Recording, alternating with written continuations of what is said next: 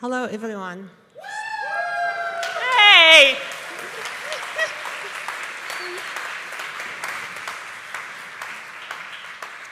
Isn't it so lovely to come back and be done with Zoom and have the familiar our slides are not working thing?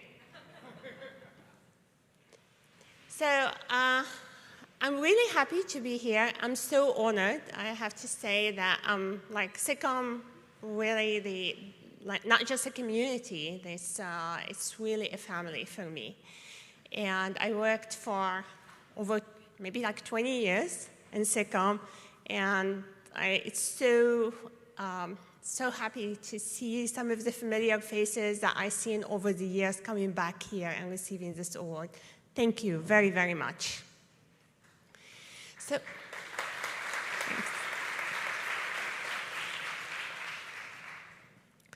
I want to start by thanking the people that without them, I would not be here. Of course, and before anyone else, my students, every single contribution, every single achievement is really due to their contribution as well.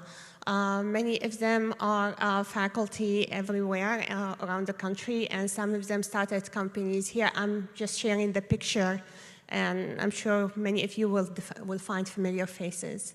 Additionally, of course, Mary, my assistant, who helped all of us achieve our goals, and by ordering food, of course, to arrive after midnight. That was her specialty. And Leo, Mika, Carot, who provided moral support, particularly before SIGCOMM deadlines. So in this presentation, what I want to do is to use a few minutes just to go over some of the projects that I did under SIGCOMM and in the SIGCOMM community, and then use much of my talk to tell you about what I've been doing in the last 8 years and how I use those projects and move them and build on them to actually contribute in healthcare and medicine. So let me start. As a researcher, I always like to work on interdisciplinary problems. Even when I started my PhD, I worked on congestion control, but I worked on the intersection of how to bridge congestion control with control theory. I mean, we all know congestion control is very important for the internet, but traditionally we use heuristics. But there is this whole field about control theory, which basically studies how we can control the dynamics of complex systems, but we don't use those ideas in congestion control. So the combination resulted in XCP, which is a protocol that tries to manage oscillations and using ideas, feedback loops from congestion control, from control theory, but combine them with the simplicity and the scalability of congestion control in the internet. And XCP was highly successful. It got the Test of Time Award in SIGCOMM. And also it got me a job at MIT, so I would consider that as a success. After that, I worked on multiple things, but another domain where actually there was combining of ideas from different communities was wireless network coding. And network coding, I don't know how many of you know about network coding, but it's this very interesting idea in information theory that a router should sit inside the network and mix the bits inside the packets, different packets together. And that somehow increases throughput. So when I came to this idea, and actually not just me and my student Sachin Kati, we went, okay, so how can we use that in practice? And wireless networks seem to be like the environment, the right environment for that. And indeed, that resulted in a paper, Exhaust on the Air, which also got the Test of Time Award from SIGCOMM. But just to give you an idea about why this idea of network coding is interesting, just a very simple thing. Imagine that I'm a router, I'm an access point, there is Alex and Bob, and I want to move traffic from Bob to Alice and Alice to Bob. I can just sit in the middle, and instead of just sending those packets, I can XOR a packet from Alice with a packet from Bob and broadcast that XORed packet. And now, both Alice and Bob can recover each other's packet. Because each one knows the packet they transmitted, they can XOR it again with this XORed packet, and XORing twice removes the packet they transmit to get the other person's packet. And you increase the throughput. So we built multiple protocols on that and ideas. But then, if you start really going beyond the abstraction of a packet. So at that time, it was the idea in the internet, and everyone in the community thought that we work with the packet abstraction. So we started mucking with that abstraction. We started saying, yeah, why don't we just mix the bits? But then you can say, oh, what about the signal? We are running these wireless signals, and they are broadcast signals. Why don't we also go ahead and mix signals?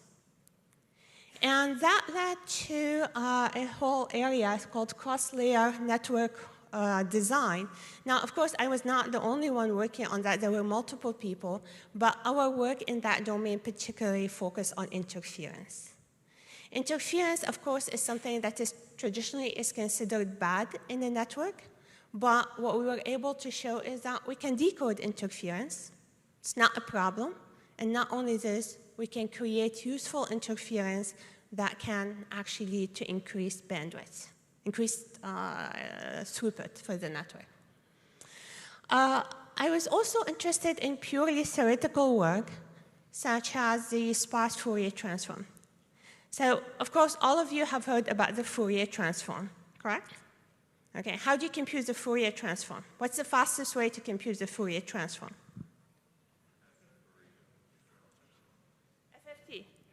Yeah, FFT, of course. Now, what if somebody comes and tells you you can compute the Fourier transform faster than FFT? What's your answer? No, you can't. Unless, actually, the signal is sparse. And for sparse signal, what we are able to show is that, yeah, indeed, we can design an algorithm, which is a sparse Fourier transform, which ended up being Haysam's PhD thesis, that actually runs faster than the Fourier transform. But the interesting thing, actually, is many signals are sparse. In fact, the vast majority of signals that we deal with in practice tend to be sparse. Like spectrum, for example, is sparse. Not all the frequencies are occupied. In music, medical imaging, in astronomy, in spectroscopy, in many, many domains. So the algorithm got so much attention and has been used in a variety of settings. Now, after that, I got interested in wireless sensing. So we are in computer networks. We care about communications, but actually wireless signals are really amazing for sensing. So think about it. Once you started thinking about the signals, not just the packet, wireless signals are waves. So they are complex numbers whose phase is a function of distance, so they rotate with distance. So now if you measure the phase of the wireless signal, and if you have multiple such waves, then you can actually localize the transmitter with respect to the receiver. And there is much work that happened at the time about localization, and we worked on it very actively. There were many papers there. And then at some point, with Fadl, actually, I stopped thinking, it's like, okay, so do I really need those people to wear devices? Like to localize Eddie, do I really need that he actually has a cell phone that's transmitting a wireless signal or a wearable device on him? And the answer is no, you don't need that. Because radio signals, like of course, they spread in the environment, they traverse walls and occlusions, and they bounce off the human body because our bodies are made of water. And some of these reflections, after they bounce back, even from behind the wall, they come back to my device. And if I can design this device in a smart way that can capture very minute signals, then maybe I can start tracking people. I can start tracking people not even in front of me, but behind closed doors and behind the wall. And that was exactly what Father worked on as a PhD student and led into Wi-Fi, Y-Track, variety of work about tracking people and seeing people through walls. And eventually, we also presented this to Obama in the White House. And it was 2015 when we did this. And I'm going to tell you at the end about something I hope Fadl doesn't mind. But basically, at that point, it seems that there is something really interesting that we can do.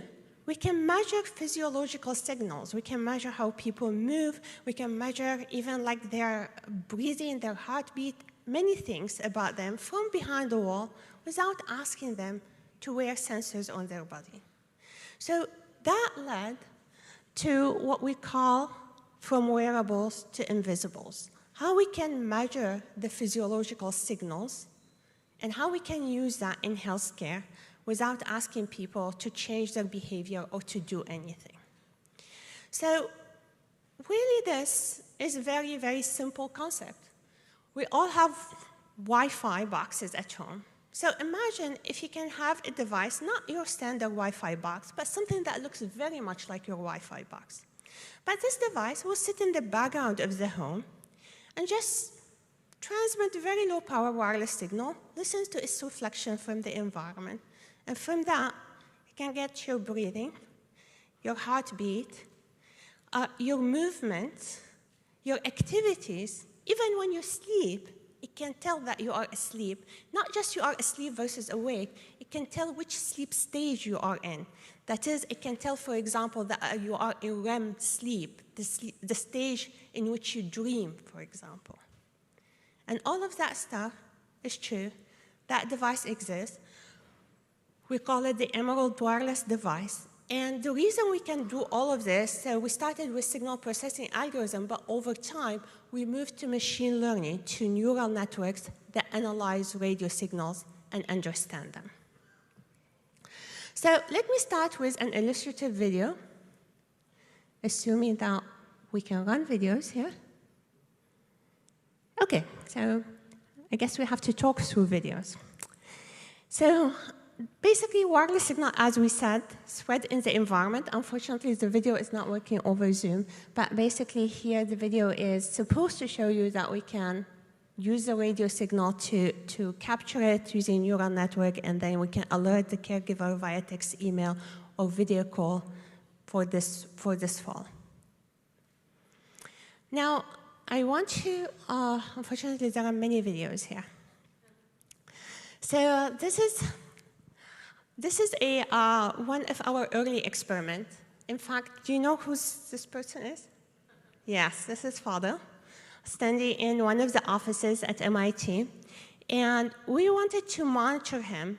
And our wireless device is not even in the same room. It's in the adjacent office. It's going to monitor him from behind the wall. As he moves, the red dot is tracking him. Now, at MIT, and in reality, it tracks him pretty accurately and quickly. Here over Zoom, there is networking problem at SIGCOMM'. But you can see that it can track his motion without asking him to wear any device on his body, just purely based on how our body changes the radio signals around us as we move from behind the wall. And now, of course, everything that we do, we compare to the gold standard, and we show that it works effectively. So I want to ask you, like, if you can really track how people are moving in the environment, why is this important for health? Why this is different from wearables? I mean, wearables track how you move. Well, I asked many questions. And with the video not working, you guys have to answer the questions. There is nothing else to do here. OK, so So wearables, actually, in medicine, we pass so many drugs based on walking, on something we call gait speed or walking speed, which is basically how fast someone can walk.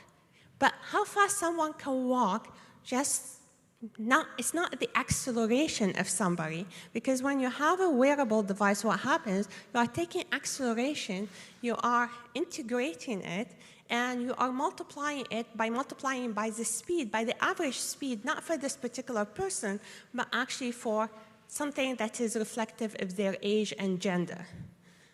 And that is not really what you use when you are interested in like something that is clinical data. So you really need the actual distance, and you need that and exactly how the person walked.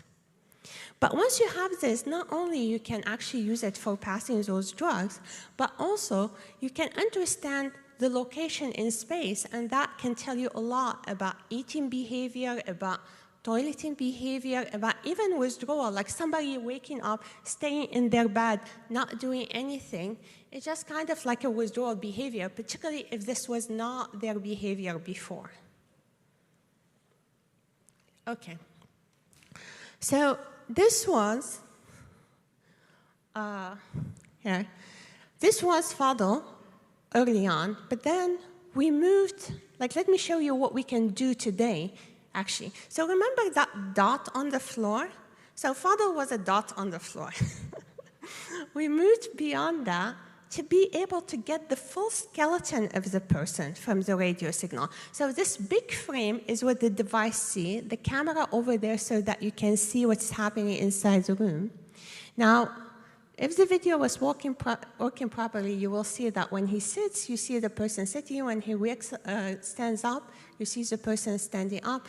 You see, as the person moves with the right foot, you see the right foot, the left foot. All of that based on radio signals and through a wall. So you see these stick figures. I'm going to come back to privacy later. I see ideas. Okay, and so you see more people, so we can actually separate even more people in the environment from each other using radio signals.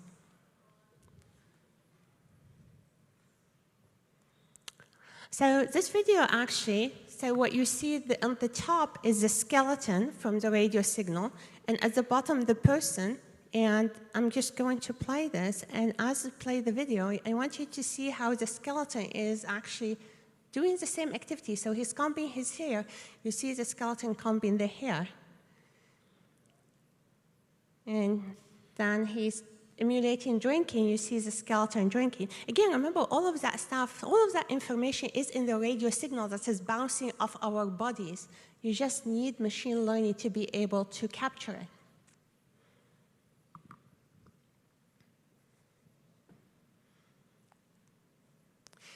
When you go to sleep, your brain waves change and enter different stages: awake, light sleep, deep sleep, REM, or rapid eye movement. These sleep stages, of course, are indicative of sleep disorders. 1 in every 3 Americans has some sleep problems.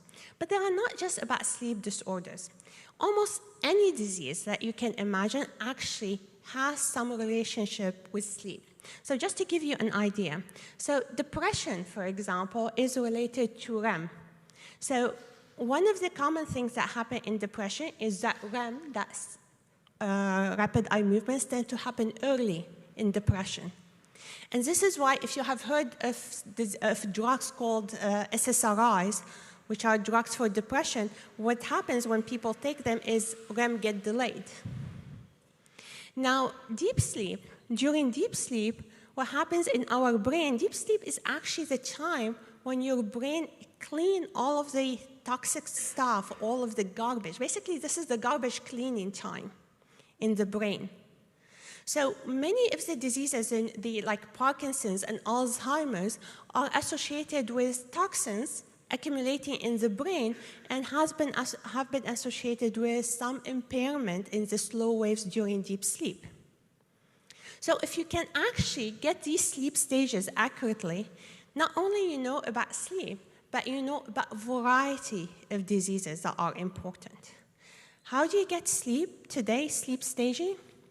You send someone to a sleep lab, they put electrodes on his head and body, and they ask him to sleep like with all of these electrodes, like this. Right. So, I mean, when I saw this for the first time, it's like, how do you expect this to be representative of someone's sleep? So let me show you what we do. So this is our wireless device. Transmits very low power wireless signal, 1,000 times lower power than Wi-Fi, analyzes the reflection using machine learning, and from that, it spits out something called a hypnogram. Now, unfortunately, okay, here is a hypnogram. So for every 30 seconds of sleep, it can say, oh, is this 30 seconds, light sleep, deep sleep, REM? It can tell you that. So that hypnogram is what you get when you send someone to a sleep lab. They put these electrodes on their head and body. This is what you get. But now you are getting it every single night in the person's own home. Actually, this is exactly how the person sleeps. Doesn't need anything, and you get all of that information. And it is highly accurate. Again, everything that we do, we compare to the gold standard, and the gold standard in the case of sleep is what I showed you, that person with all of the stuff on his head and body. Now, I wanted to show a bit of data about sleep. If you haven't done a sleep test before, you haven't seen a sleep hypnogram, it looks like this. So here, so this person went to sleep at 0 around midnight, and then for about 2 hours, he wasn't falling asleep. Right? And you see here, I'm showing you our prediction, which is emerald. It should be in green, but it is in blue. Don't ask why. And the PSG data, which is the gold standard, that stuff with all of the electrodes, is in the bottom in green. But you can see, like, in both cases, both the wireless with the neural network knows that he was awake until almost 2 a.m. And then around 2 a.m., he started falling asleep, and he moved to what we call light sleep. And then there was an excursion to deep sleep, and then he was awake again between 2:30 to 3:30, and then falling asleep, and then deep sleep, and then REM. So each one of these sleep, this is one sleep cycle, second sleep cycle, third sleep cycle, fourth sleep cycle. So you can see that with just radio signal and an intelligent neural network in the background, you can detect sleep hypnogram the same way as someone in a sleep lab, without asking them to wear any electrode or anything like that. And it is very accurate. In fact, the accuracy, the average accuracy is 80%, and it is comparable to the sleep lab. Because again, you have to remember in the sleep lab, you get that data, and what happens is a sleep technician comes and for every 30 seconds say, light sleep, deep sleep, no, this is REM, this is blah. And then if you take the same data, give it to a different sleep technician, same data from the same person, there is some difference between their opinion. And on average, they agree 83% of the cases. So in fact, 80% every night in person's home from radio signals is quite high.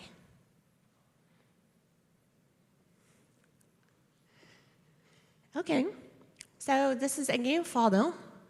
He was breathing normally. I mean, you see his inhales, exhales.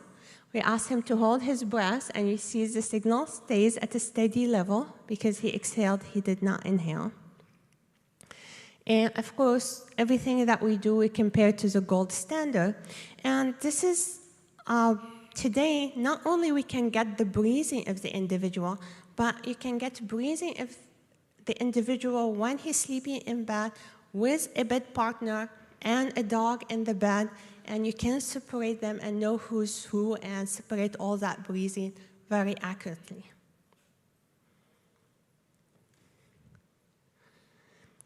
So this is the same breathing signal. You see the inhales, you see the exhales, and you see that there are like small blips on the signal.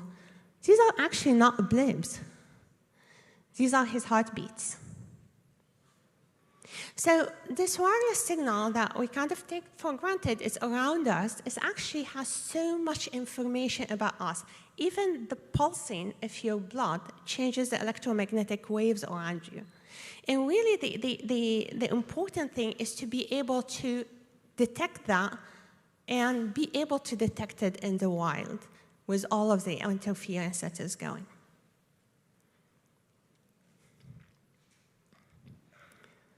So over the last 4 years, we have been working with pharmaceutical companies, with hospitals, with doctors, in a variety of clinical trials. So as we are speaking now, our devices actually are in patients' homes, collecting their physiological signals, and in patients in all of these disease areas.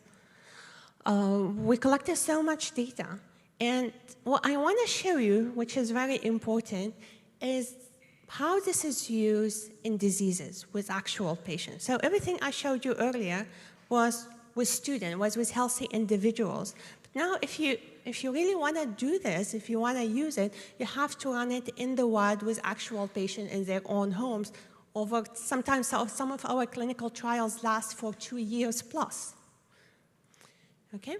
So I'm going to use Parkinson as an example, and I'm going to show you some of the results from a recent Science Translational Medicine paper in Parkinson.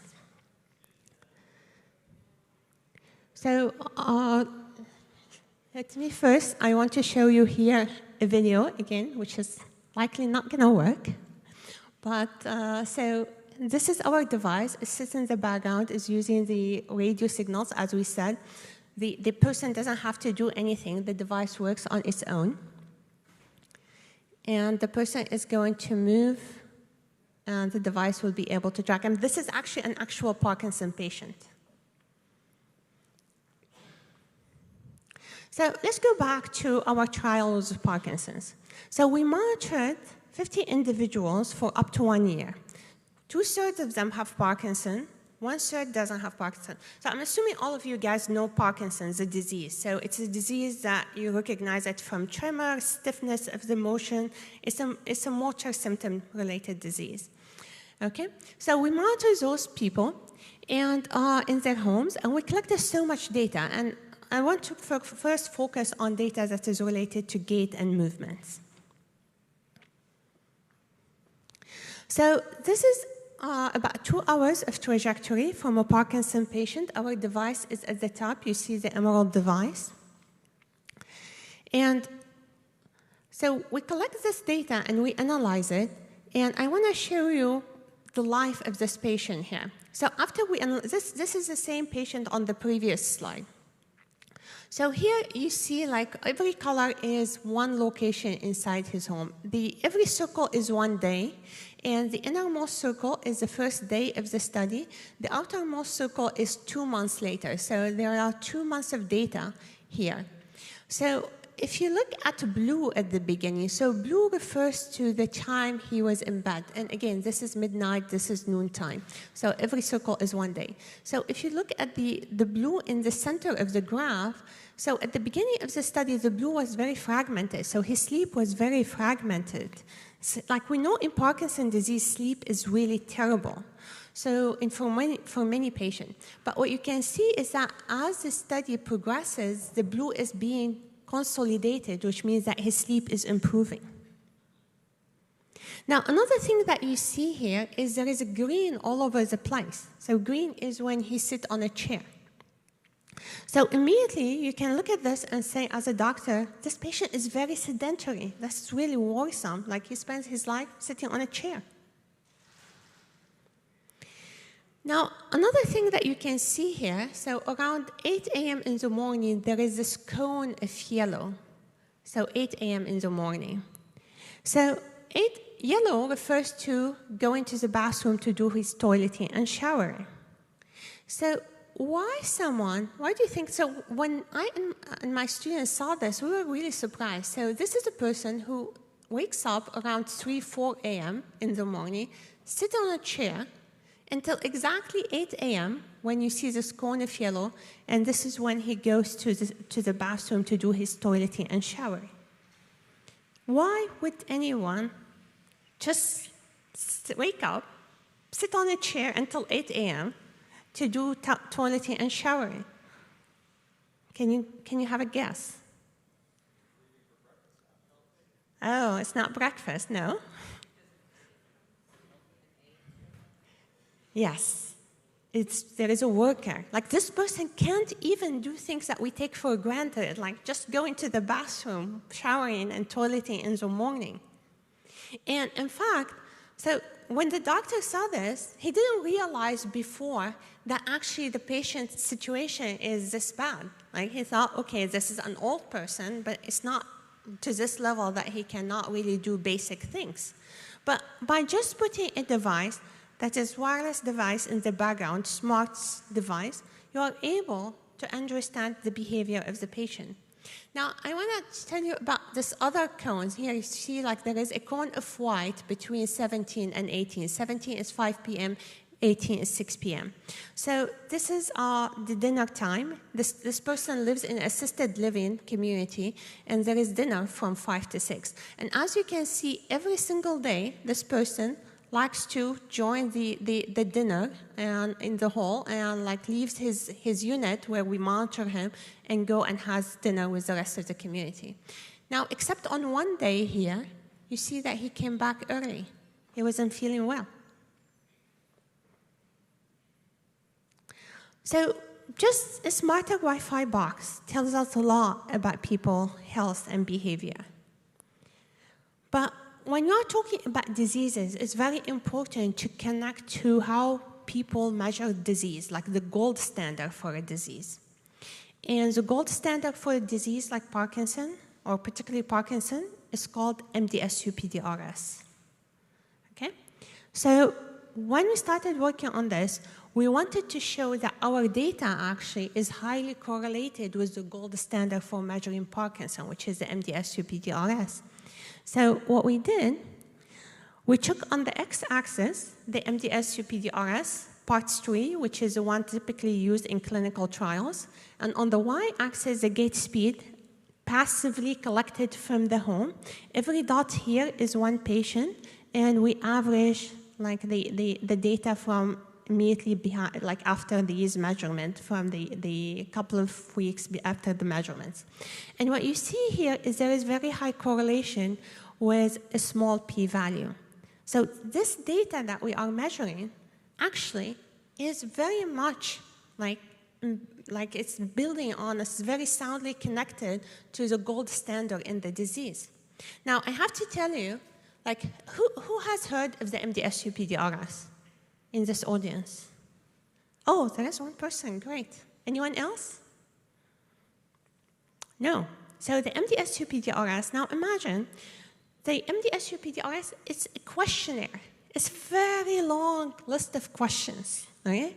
That takes 2 hours from a clinician to go over with the patient. Now, some of these questions include also some tests, like they ask the patient, as we said, to walk, and they do some measurement during this walk. But it's like about 80 like different questions that the rater has to answer for the patient. And now this is a Parkinson patient. These are older people who actually have to travel, and it's difficult for them. They are not that mobile sometimes to go to visit the doctor. They do this test. And sometimes, like, you can imagine, this is very subjective. You ask a person about their symptoms. You try on one day to get some measurement from them. It can be a good day. It can be a bad day. So the test has a lot of noise. So while this is a gold standard of how we assess Parkinson's disease, and this is not just a problem with Parkinson's disease, there are so many diseases like that. In fact, you name it, like from ALS to Huntington to like even with Alzheimer, many subjective tests. So what can you do with that? So the big problem for the doctors is something called biomarkers. Biomarkers are something like a measurement that would allow me to assess, is this disease getting worse or not? And today, you use the MDS-UPDRS, but it's very subjective. Now, what happens when something is subjective? It has high noise, and Parkinson, it's a slow disease. So it doesn't, like people live with Parkinson for 20 years plus. So within a year, the patient doesn't change that much. The patient is always getting worse because we don't have drugs for Parkinson. We only have drugs that control the symptoms, but we don't have drugs that stop the disease or cure the disease. So naturally, the patient is getting worse, but you really don't know how much worse. You don't even know, you can't tell how much worse even after 1 year, during that year. Okay? And that needs a progression marker. And today, there are very, like we don't really, like traditionally, like in UPDS, is not a good progression marker. So can we have progression marker from this data? So here is what we did. We used our gait speed, and I'm just going to show you an example first of two individuals who are almost the same age. This person has Parkinson, and this person doesn't have Parkinson's. And what you see on the y-axis is their gait speed, and on the x-axis is the amount of time in months. I told you we monitor them for about a year, so you see 12 months. Now, you see what we call control. It means a healthy individual, somebody who doesn't have Parkinson. So these are old people. They have Parkinson's. All of us, when we are old, if you are in your 80s, every year you're going to slow down. Doesn't matter whether you have Parkinson's or not. But if you do have Parkinson's, you're going to slow down almost twice as fast as someone who doesn't have the disease. And that, you might say, but wait a minute, Dina, I mean, this is like too patient. It might be that this guy just unlucky, or I don't know, he had an accident. I mean, how do I know this is a disease? So because actually, this is just an example, but you can do what we call in clinical trials, statistical analysis of the whole cohort. So this is what is called a mixed effect model, a mixed effect linear model, where statistically you compare a cohort who doesn't have Parkinson's disease, which is the blue line up there, and the red line is the Parkinson's disease, and you can show statistically with statistical significance that actually, indeed, the Parkinson patient degrade or their gait decline twice as fast as somebody who doesn't have Parkinson. So this is the first time anyone can show statistical significance on a biomarker, on progression biomarker for Parkinson's disease within such a short period of time and small sample size, only 50 individuals. And why is this important? What do you think? Drug test, yes. Yeah, pharma makes a lot of money, and they need to make the money actually in a way that is at least educated and informed. So drug test. If you want to run a clinical trial, say that you are a pharma company, you have this, I told you, there are no drugs for Parkinson's. So if you come up with a drug for Parkinson's, even if it's not curing everyone, even if it's not curing all the symptoms, even if it cures like 30% of the people or 30% of the symptoms, that will be amazing. That would be blockbuster. But you need to show it. And today, clinical trials in Parkinson's disease, because the disease is slow and the measurement is so noisy, you need to wait for so many years. Sometimes these clinical trials take 10 years, and with hundreds, if not thousands of patients. So let me show you what this means. So let's say that you want to use the current method, which is the MDS-UPDRS Part 3, to run a clinical trial in Parkinson's disease. This is what's going to happen. Let's say you want the result within 1 year. And on the x-axis, you see the effect size of your drug. So this is 100% effect size. This is perfect drug. Everyone who takes it cures their disease. This is a drug that has 30% effect size. And if you want to run that clinical trial and monitor patients only for 1 year, you need, if you have this amazing drug, 30%, as I told you, you need 11,000 individuals. No one is going to run a clinical trial with 11,000 individuals in Parkinson's, particularly not early on. So this is why you run these clinical trials very long time, 10 years, you spend billions and billions of dollars on it, and then it fails. And then you take that and say, oh, we have to make all drugs expensive because we spend so much on research. Now let me show you how much you need if you are using this gate speed.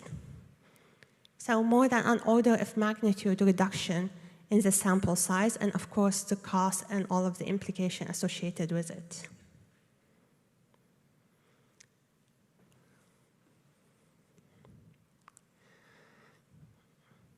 So another thing is that not just clinical trials. I mean, when you are treating patients, every patient is different. So we have been saying that we want precision medicine for ages, but really we don't have ways of providing precision medicine because we don't have ways of measuring each individual.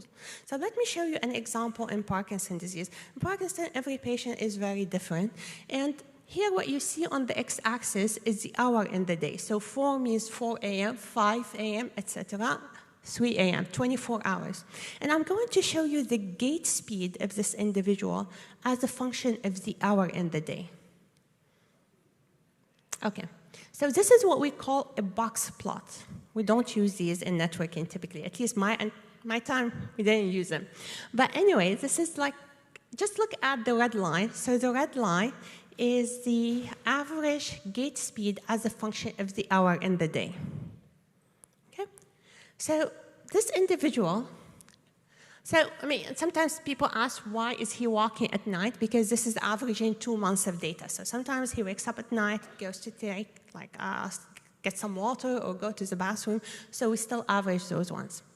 But this person takes his first dose of medication at 6:30 a.m., and look what happens. Suddenly, he can actually walk. He can walk much faster, he's not stiff, he's more agile.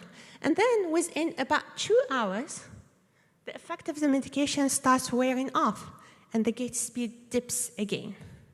Because as I told you, I mean, we don't have a drug that cures the disease. All that we have are drugs that can manage the symptoms for short intervals. And then he takes his second dose, and you can see the gait speed goes up again. And every time, actually, he takes a dose, you see the gait speed goes up, and then there is a valley again, and so on. Now, this is really bad. This patient is not managed well, because as a doctor, you don't want this. You don't want the patient to go between, like, what we call on and off, on and off, on and off. What you want is a stable motor symptoms. And based on this graph, the doctor, what he does is that he changes the doses. Instead of 4 times, you can have 6 times, and each, instead of 1.5 tablets, you can have 1 tablet, and you stabilize the gait. So these things are not just important for clinical trials, they are important for care management. Now, another thing that is really important in diseases like Parkinson's and Alzheimer's is when do we detect the disease? So we all know that diseases like Parkinson and Alzheimer are detected, diagnosed many years after the onset of the disease in the brain. Just again, let me give you from Parkinson. Parkinson is typically diagnosed 5 to 10 years after the disease has started in the brain. And the important thing is that by the time that we diagnose the disease, actually, 40 to 80% of the brain dopamine capabilities are impaired already. And we know that neurons, when they die, they don't come back to life. It's not like other cells. So if you are diagnosing somebody when the brain, the neurons, the dopamine neurons have died, right, you can't treat them if this is when the diagnosis happened. And this is why you see this chicken and egg problem. It's hard to develop drugs for Parkinson because it's hard to actually run tests on Parkinson patients at a time when the test or the drug can be effective still. So you need to diagnose these diseases early on if we have any hope of treating them. But in Parkinson, we diagnose Parkinson based on motor symptoms, on the tremor, on the stiffness, and then we start seeing, okay, so maybe like the person starts seeing the doctor, they start doing tests, etc. So if we are to diagnose Parkinson early, we need something other than motor symptoms. What can we use?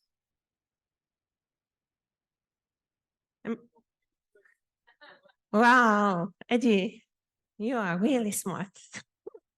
Or you've seen my slides before. Oh, you read? Oh, yeah. Yeah, you can read, and that's interesting. I didn't know that you can. But believe it or not, when I told my collaborator, who is like the Parkinson neurologist, can you diagnose Parkinson from breathing? He laughed.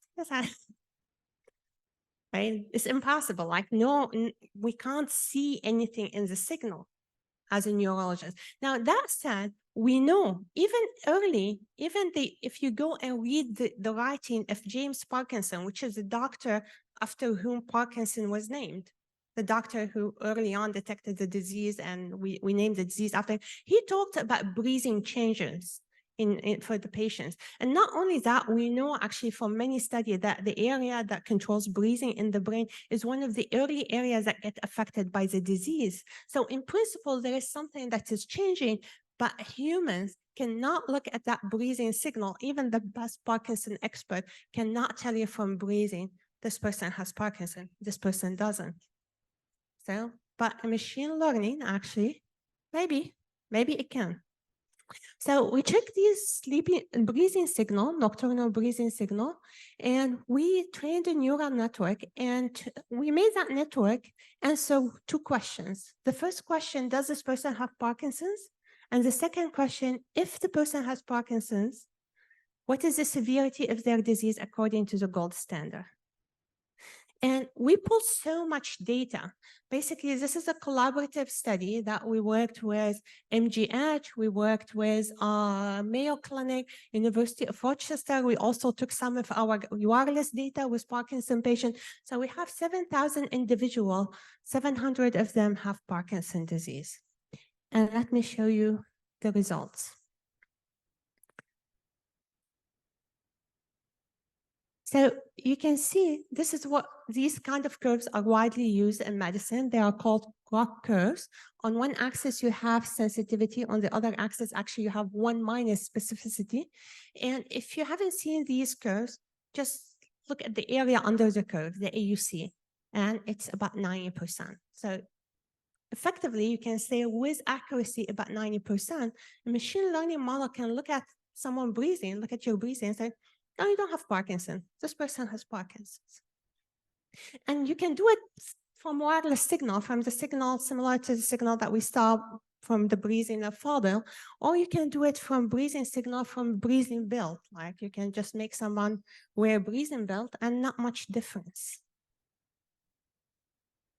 So the real question, of course, that everyone asks, so can you diagnose Parkinson before it is clinically diagnosable? Before the doctor can diagnose Parkinson? And what do you guys think? No, we don't know with that. Like, I wish I can say sure, but I can say that we have very good indication that the answer is yes. We don't have so much data because, of course, to be able to tell that somebody has Parkinson early on before they get diagnosed, it means that you monitor them much earlier, got their breathing, and then sometimes later they got diagnosed. We don't have that much data like that. But it turned out that there is one data set that has 2 visits. On both visits, breathing was collected. And those 2 visits are separated by 6 years. And there were people who on the first visit said, I don't have Parkinson's. And then 6 years later, they said, I was diagnosed with Parkinson's disease. There were 12 such people out of about 500 people. And here are the results. Okay, so the blue are the people who eventually got Parkinson's. And the red are the people who did not have Parkinson, were not diagnosed with Parkinson. And as you can see, the neural network is saying, look, I think these people have Parkinson's, or at least 75% of them, I think they do have Parkinson's. So hopefully, I mean, we need to do much bigger study for over much longer time, but there are evidence that this is feasible, that you can actually diagnose these diseases much earlier. I have another stuff, but I'm for the sake of time, I'm going to skip to the end.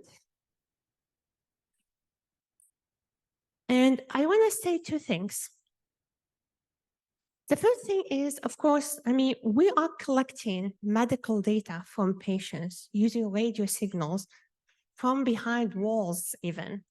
So privacy and security are very, very important for us and very important for anyone who's working on these kind of problems. So anything that we do, both we can't, and this is the way we do it. Anything that we do, of course, has to be approved by IRB. In fact, you have to write a whole protocol.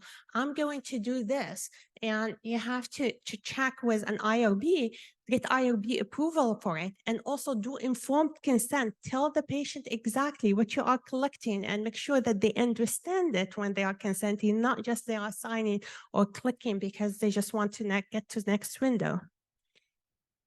So any data that we collect is approved by the IRB, and our policy is that the patient is the owner of their data. They can decide whether they want to share it with their doctor, whether they want to share it in a clinical trial, but it is their own data. And I want to end with what happened when we were presenting in the White House. Actually, I'll just increase. So basically, I was telling Obama about this amazing thing that we can monitor breathing and heartbeats. And I asked Father to hold his breath so that I can show Obama his heartbeat. And of course, I got excited explaining stuff to Obama and forgot about Father holding his breath. And Father heartbeat just became like 100, 120. And my other student, Zach, is looking at the screen and he see him smiling because he see, and Father, if you know him, like he has very low heartbeat, very low breathing rate. So it was like he was starting to get blue. So let me see whether I can, like the audio would work for you.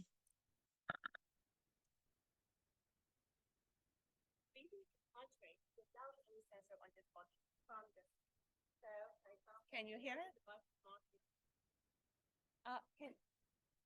Can we activate the audio?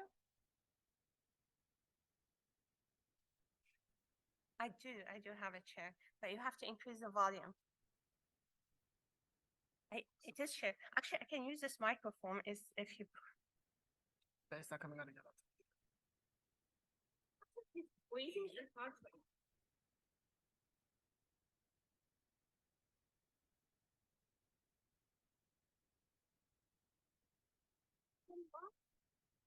His breathing and heart rate without any sensor on his body from distance. So, for example, here the device is monitoring his breathing. You see the inhale, exhale motion of his chest. Inhaling, exhaling. So, Father, can you hold your breath, please? I don't know whether you guys are hearing it. Level. And actually, do you know what this is? Sorry, I'm a professor, so I ask questions. It's a Socratic method. I was telling Obama. Lips, they are his heartbeats. Yeah. Now, can you breathe again, please? Yeah. Sorry, it's a problem. Poor guy's like.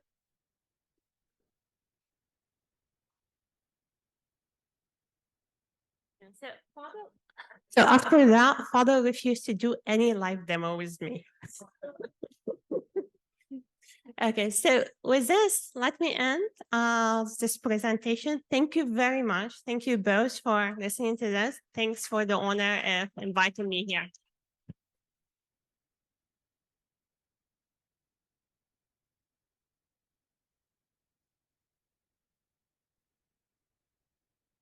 I don't think we have time for questions. We do? Or we do have 5 minutes for questions. Any questions? You have to be careful. If you don't ask questions, I ask the audience questions. Yeah. Excuse me. Should I ask first? I guess you've been using the normal Wi-Fi wireless kind of spectrum, which is used for home Wi-Fi. Is there something else that is better at detecting? Have you guys looked at maybe some other spectrum that may be better at detecting these things? Yeah, so we don't use Wi-Fi as is. I mean, it's like I present to many people who are not wireless experts. So for them, saying a device like Wi-Fi, this is something so they can visualize.